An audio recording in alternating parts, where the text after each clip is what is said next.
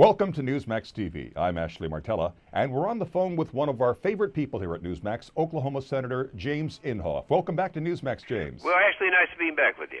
Understand you're leading a delegation to Guantanamo Bay. What's that all about? Well, you know, all this hue and cry from the administration and from just a handful of Republicans and all the Democrats, they got to close Guantanamo Bay, Gitmo. I was down there, Ashley, right after, I think I was the first member down there after 9/11. And that's when they started accusing them of using interrogation things that were not proper and so forth. I found that not to be true, but the perception was out there. And for that reason, I guess, is the main reason, they're talking about, and Obama has said that he wants to close it within a year. Well, this presents some real problems. First of all, this has been a real resource that we've been able to use for a long time, and there's no place else we can put people like this, detainees. They're not prisoners. They're not anyone who fits into the Geneva Convention. At least they're not supposed to.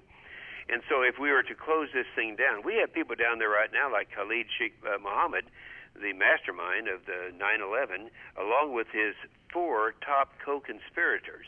And they're in the judicial process right now, which the President, Obama, has said you must stop, suspend it right now for, 120-day period, I think. Now, what happens if they close it? What happens if you have to do something with these people? Right now, we have 120 hardcore terrorists that their countries of origin don't want them back. There's no place that would take them. And if we close Guantanamo, they've identified some 17 Army installations around America where they could go. One happens to be in my state of Oklahoma, Fort Sill. And this is something that's totally unacceptable. And one of the reasons is, if we're unable to use the information to actually convict these people, then they'd have to be turned loose. If they're turned loose, then we'd have the most, the worst terrorists in the world out there. So I guess the bottom line is, we are doing a good job at Gitmo. We are treating them humanly. In fact, when I was down there, this is true, Ashley.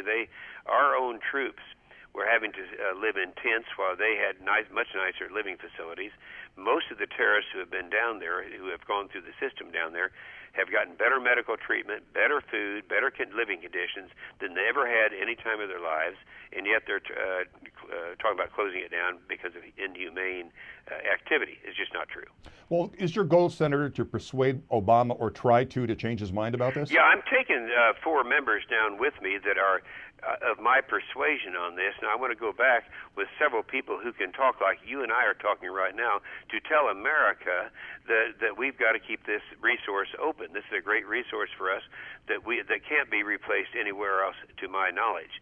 And you find people like Mel Martinez, he'll be with us also. He is from Cuba. He understands the situation down there and also on the Armed Services Committee with me, and realizes that we must have it. So the purpose is to try to change get some public pressure into getting a little sanity in the decision-making process in the White House so that can be rescinded. So you think this is a fait accompli? This not too late to it's not too late now, because he's already said, addressed the fact that he doesn't know for sure what we're going to be able to do with the terrorists that I just mentioned.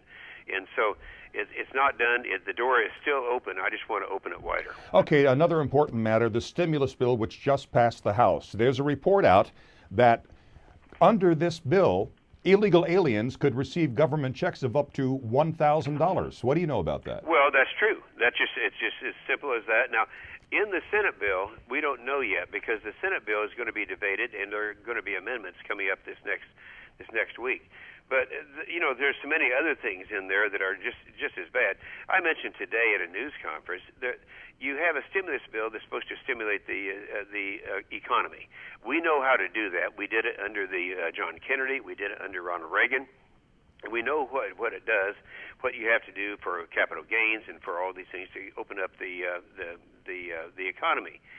But this doesn't do any of that. The only taxes or reforms or tax decreases they have here are refundable tax credits, and that's really, giving refunds to people who don't pay taxes. That has nothing to do with stimulating the economy.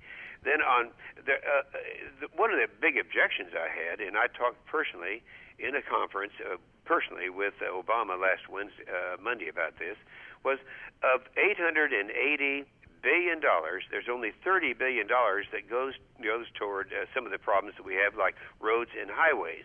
And when I told him that, he didn't believe that small of a percentage. That's 3% of the total amount.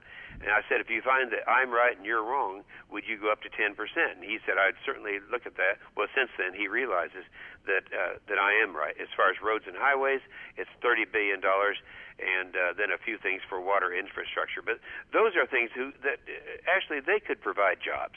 We have over $1 billion worth of projects in America right now that are going to have to be done, roads, bridges, and that type of thing, the type of thing that government's supposed to be doing. We are going to do it, but this would allow them to do it earlier and use up some of that money they're throwing away.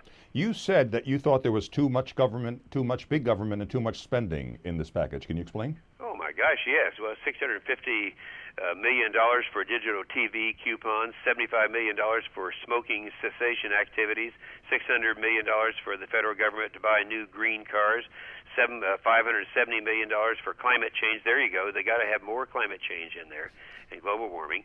And then they have $1.5 billion for homelessness prevention. About $30 billion spending would occur on federal government projects and building improvements. So I'd say yes. There's a lot of stuff in it. $650 million for wildlife management.